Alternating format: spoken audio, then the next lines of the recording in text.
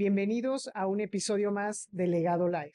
En esta ocasión me encuentro especialmente contenta por recibir a mi amigo y colega Andrea Calabrò, quien es director académico de SPGC, which is STEP Project Global Consortium.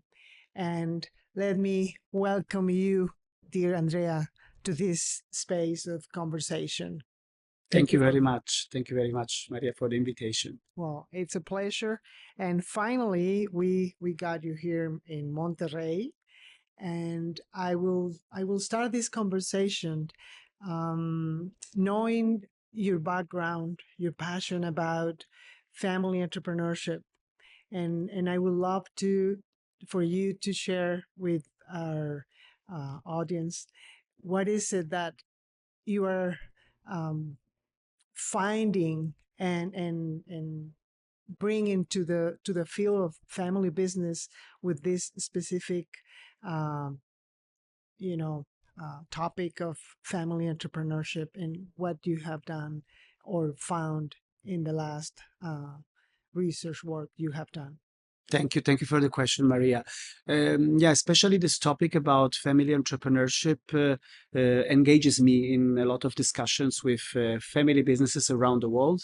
But also what I'm trying to do as an academic is then to take those discussions back into, a research mode and try to theorize a bit. So if I could start first for some of the recent findings about family entrepreneurship, just to wrap it up, I think that it's an important accelerator of a specific type of positives dynamics within a family business.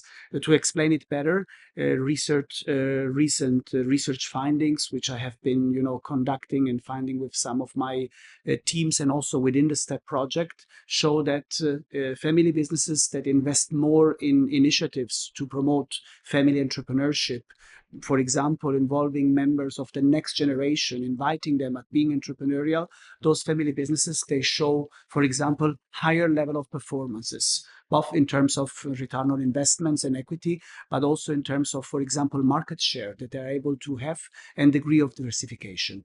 But the story doesn't end only with performances. Those businesses usually that show higher levels of family entrepreneurship are also capable of investing more in sustainability performance. That means taking more care about relationships with suppliers, especially when you are in international markets. Before choosing a supplier, you ask yourself who the supplier is, the reputation, in order, to not run any risks. But it's also in terms of environmental contribution, philanthropy, and care towards diversity actions. And lastly, it's also very important to focus on, some, global initiatives, like in terms of ESG on the governance side. So if I have to wrap it up, there is a kind of positive externalities that have an effect on different levels of the organization. Yeah.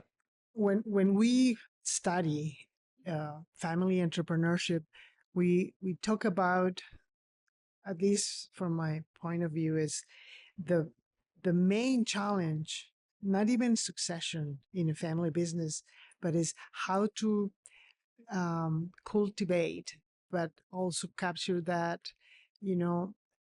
level of engagement, not only from the incumbent generation, but the next gen.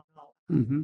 Thank you for the question. This is, I think that I would like to start from pointing out that what I'm seeing, so globally, and of course then with different cultural and institutional, variations around the world, is that the debate around family business has shifted.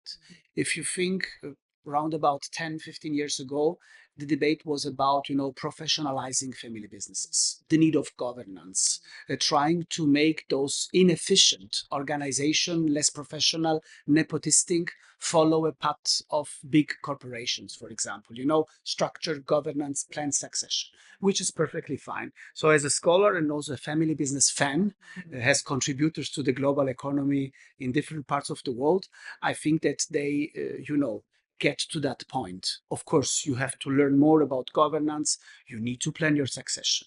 But what I think is interesting and what we do also together in this STEP Project Global Consortium is to try to investigate probably the aspect which is maybe the most important in a family business, and that every founder, I'm sure, thinks about. How can I be capable of not just transmitting my firm, my wealth, what I have created, my legacy, but also transmitting the entrepreneurial spirit? How do I make sure that members of a family see the family as a source of inspiration from the entrepreneurial point of view? So I think that there is a philosophical view around that, and it's about how you can inspire new generation, how you can show the way, how you can give them a degree of freedom of develop themselves. And at universities, we have programs trying to educate people. But what I think we are missing, and we are getting more into this direction in different, with different actions and things we are doing, is to have a more structured approach towards how to let become, especially next generation members, more entrepreneurial. Let them become actors of family entrepreneurship. And this helps also, in my opinion, to also reach another goal, which is the goal of letting every generation, every new generation, feel part of the picture. So, because when we talk a bit about transmitting a business, we think about someone leaving something and someone taking over. It's a bit boring. I want to take over, but I want this to become the place when I can realize, make concrete my aspirations, a place where I can recognize myself. And I think that through this family entrepreneurship actions and programs, dynamics, promoting it, someone, especially next generation members, can feel more part of the bigger pictures. Going to the concrete, actions, of course, you can start from educating next generation members in seeing the family business arena has an opportunity. I always like to use the example of a gym, a fitness studio, a place where you go and you don't have to pay because it's your own family business, when you can, allow me the term, play at being entrepreneur. But this doesn't mean that you go there with every kind of idea that jumps into your hand and say, okay, I got this idea, let's just realize that. No, you can have families which have a very simple family structure, few siblings, and this is manageable. But think at family constellations where you have different tribes and you get to 50, 100, 200 family, members. What do you do if everyone wants to realize their idea? It's not possible. So this adds to the process a bit. So implementing within the family businesses spaces like labs in which next generation members can express themselves in a free way, but following a structure. So like incubation programs. At universities, we do a lot with startups, incubation programs from students. Why can we not do the same for within the family business? So where you develop your ideas, maybe you can create teams of different family members, especially when they are not siblings but cousins, because this has a double benefit. You learn how to work together because probably they will become the next owners in a general assemblies or managers or board members. But at the same time, you can maybe join forces in developing better ideas, especially about how to diversify the business, how to develop a new business opportunity, how maybe also to implement a process, which can be also at the organizational HR level.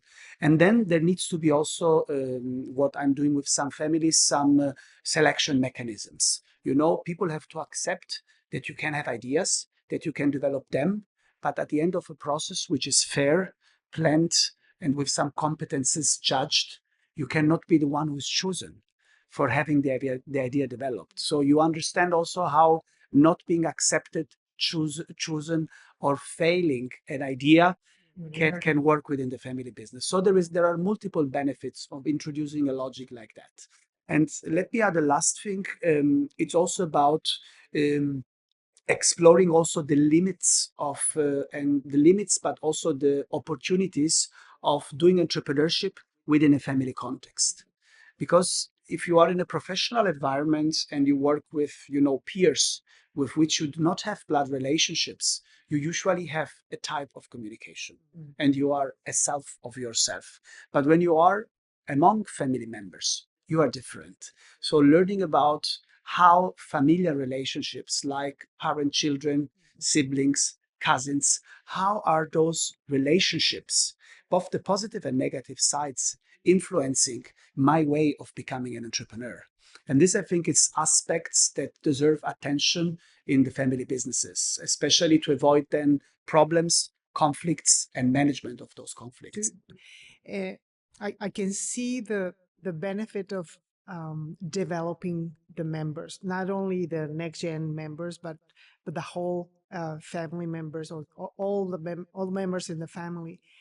How complexity could be managed in such a in such a a range of different, as you said, it's a constellation of families. It's not just the where people know each other, but it seems to me that by listening to your examples, that you are learning, sorry, more than the entrepreneurial spirit. You are learning the competencies that need to be addressed. It's more than creating a new startup, or creating a new business. It's more about the mindset. It's that mindset that needs to be, flourished in a way that uh, make the next gen to become the new gen, as some of our colleagues have said. If you are able or capable of making those next gen feel that they are a founding, or a rising generation that is becoming the new generation, the story could be different. Absolutely, absolutely. Hasta aquí un episodio de Legado Life. Hasta la próxima.